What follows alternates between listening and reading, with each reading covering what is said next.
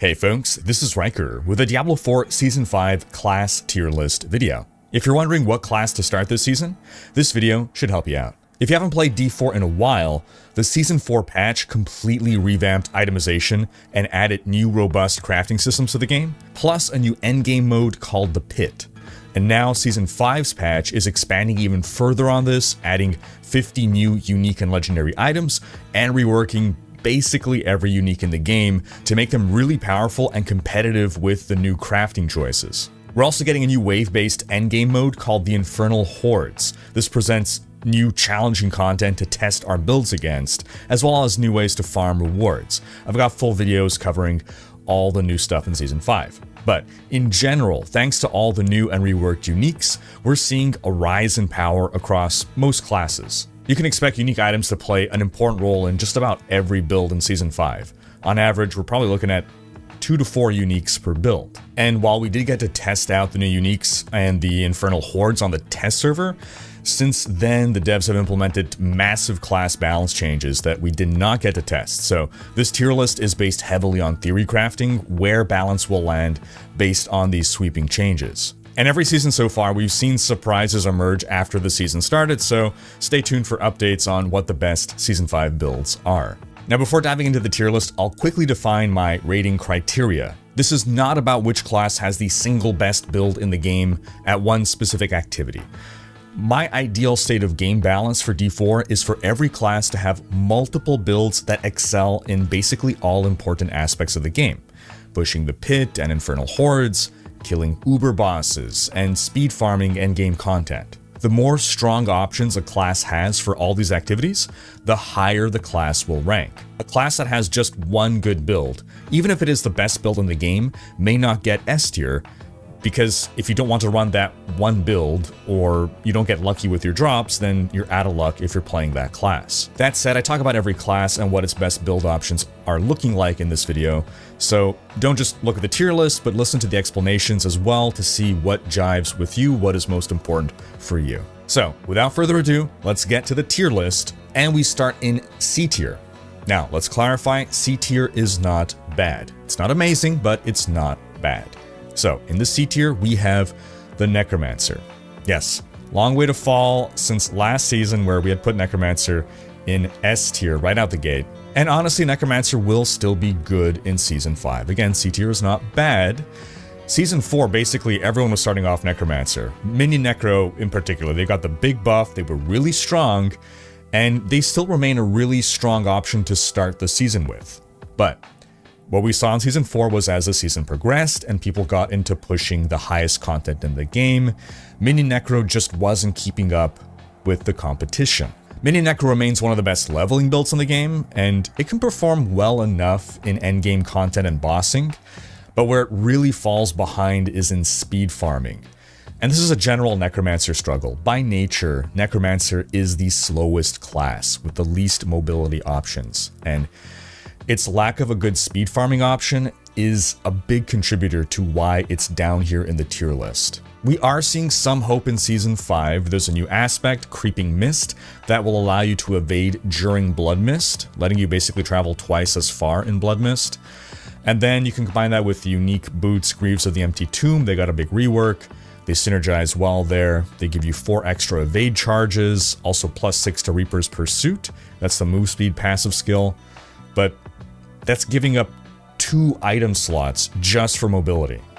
Meanwhile, rogues are there like, look what they need to mimic a fraction of our power. Then, outside of MaiaNashira, Bone Spirit and its ridiculous damage potential is looking like the Necromancer's best bet for taking down tormented bosses and pushing the highest content in the game. Blood builds are on the rise this season thanks to a bunch of buffs and support with the patch, but it's unlikely that blood builds are going to compete with Bone Spirit. So next, let's move to the B tier, where we find the Druid.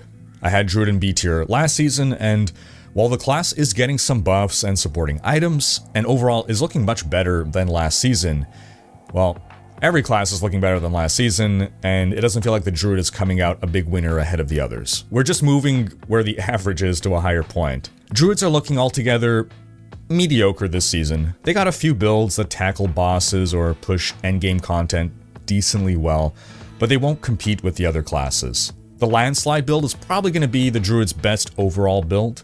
It's really cool, it's fun, and then also thanks to buffs to Cataclysm and new supporting items, we might see a Cataclysm build have a chance to come out and be a top Druid build, but we'll have to see how it actually plays. The Druid's biggest weakness remains that it is the worst class for leveling 1 to 50, but I'm not factoring that into the tier list anymore. I used to, but now 1 to 50 is just so fast, and technically the Druid's 1 to 50 has been improved this season. It will be less miserable to level up a Druid than ever, but it still lags behind the other classes. Lightning Storm is looking to be the best 1 to 50 Druid build now, and had I factored in the 1 to 50, I would have dropped Druid down into C tier. So now we move into the A tier. We have two classes here, the Barbarian and the Sorcerer.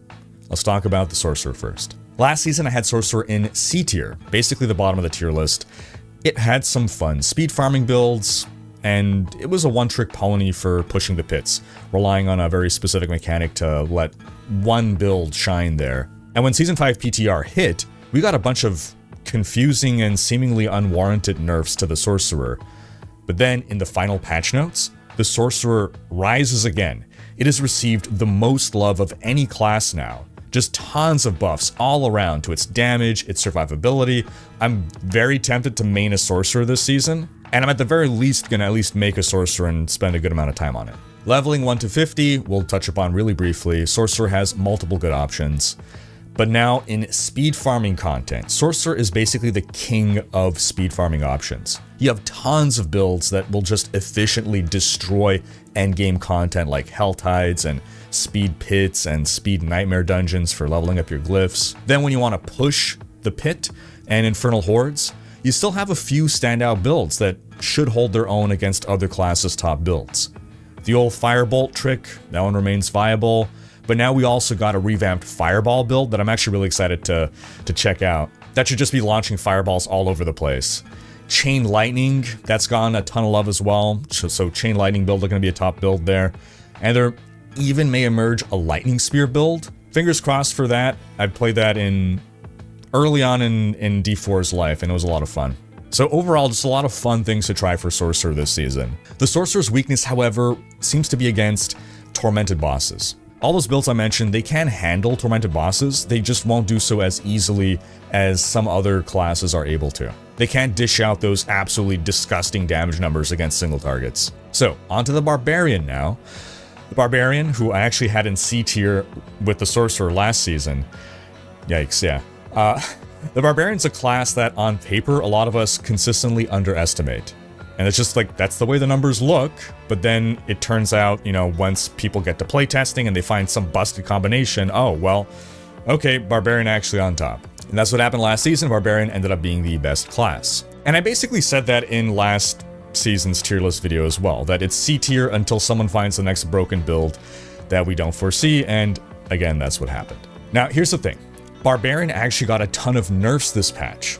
And it wasn't just bug fixes like we kind of saw in the past to bring down the top builds. The overall power of the Barbarian took a heavy hit this season, both on an absolute and a relative basis. The Barbarian's key passives basically had their power cut in half. And most other classes pretty much got a 20% damage increase via change to how main stat works, and Barbarians did not. Now, despite all of this, that only brings the Barbarian down to A tier. And again, I'll give the same old disclaimer, a lot of this is based on theory crafting. It's possible that some busted combination emerges and the Barbarian reigns supreme again this season, but I will say, this time around, I think it's less likely that Barb ends up on the top. If you're gonna run a Barb, Bash Barb and Flay Barb are looking like they'll be the two best Barbarian builds. Both excellent for all content. Although Bash can't keep up quite as well when it comes to speed farming, Flay remains excellent at speed farming. If I were to recommend one Barbarian build to do all content in the game, Flay is excellent. Alright, lastly we have the S tier, and, well, you know who to expect in here at this point. We have the Rogue, who I had in B tier last season. Rogues will be eating well in Season 5. So, first off, and least importantly, Rogues remain one of the best 1 to 50 classes with multiple build options to speed your way to World Tier 4. For speed farming, the Rogue has plenty of build options that are excellent, both ranged and melee.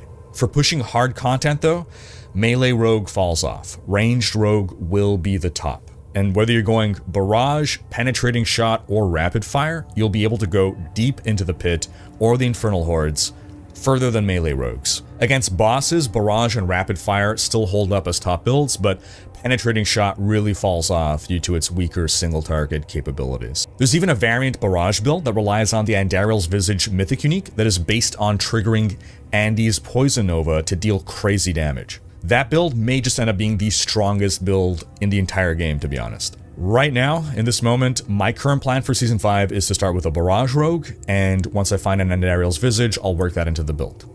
Of course, that's just my plan right now. That can change. I'm very fickle. But that covers my tier list. But I turn the question to you folks. What do you think? Which classes or builds will be the best? And what are you planning to pick in Season 5? Sound off in the comments. Because that's going to wrap up this video. Thanks for watching. Special thanks to my supporters. If you enjoyed this video, give it a thumbs up and subscribe to join Rhykker's Raiders for more Diablo content.